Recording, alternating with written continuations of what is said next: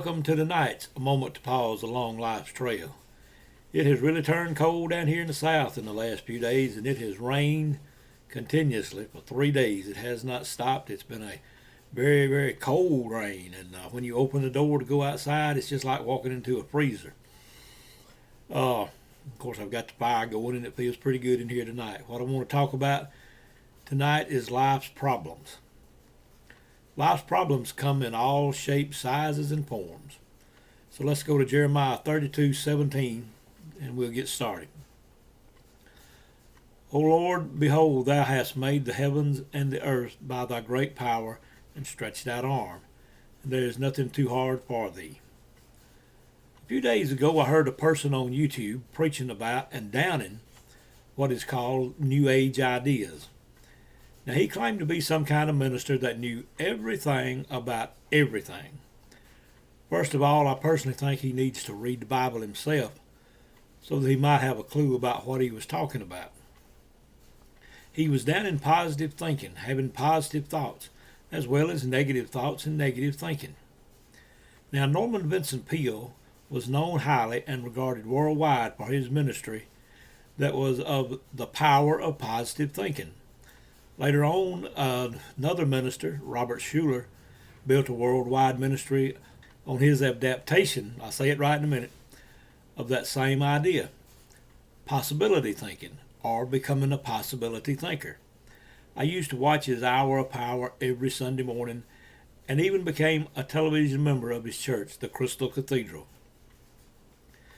Schuller always wore a cross around his neck on the TV shows, and at one time he offered to send you one absolutely free. All you had to do was just send a letter of request. And that's what I did, and I still have that cross. Mine is still in the plastic bag that it came in, although I do take it out and wear it sometimes. I want to show you the cross now. This was what Dr. Schuller wore, and I have one. Here's the plastic bag, and I'm going to take it out of the bag so you can see it a little better. And let me turn it over.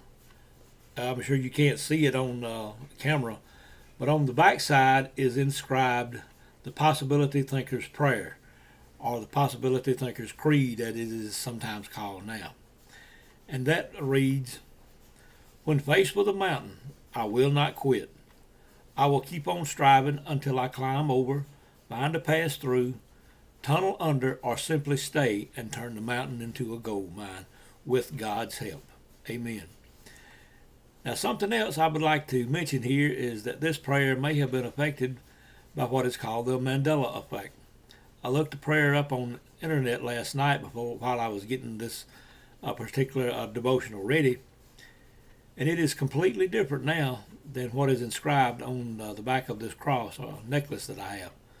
So let me continue with our subject of this moment to pause. Now, while I may not agree with all New Age concepts, which actually there is nothing new about them, the thoughts and ideas and concepts have been around for centuries.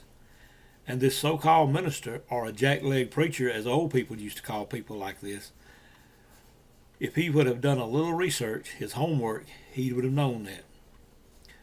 I do agree with positive thinking and trying your best to keep a positive outlook on life. For I believe if we do not, then we are condemned to absolute failure and no hope for our future, no reason to live. As I heard Dr. Schuller say Sunday after Sunday, time after time, Jesus was the greatest possibility thinker of all, a positive thinker. He knew what he faced and what was coming in his life, but he never gave up. He continued to spread his message until his last breath left his body. But now let me get off my little soapbox and on with what I want to talk about on this particular moment to pause, which is life's problems. If a temporary loss of perspective has left you worried, exhausted, depressed, or all of the above, it's time to readjust your thought patterns. Negative thoughts are quickly habit forming. Fortunately, with a little practice, so are positive thoughts. With practice, you can form the habit of focusing on the Great Spirit priorities and your possibilities. When you do, you'll soon discover that you will spend less time fretting about your challenges and more time praising the Great Spirit for his blessings and gifts he sends you every day.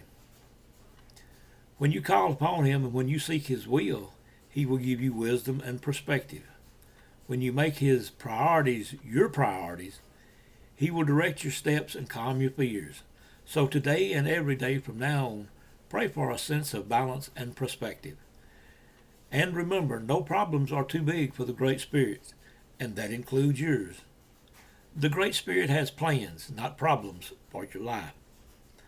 I'm sorry this got a little longer than I planned tonight, but over my life I have read and studied religions of the world, from Christianity to paganism to Buddhism, Wicca, and even some voodoo.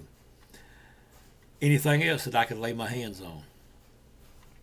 It might help so-called preachers to do the same, but then I'm not in it to make a fortune and get rich as most of them are. May the Great Spirit always walk close to you in your circle of life.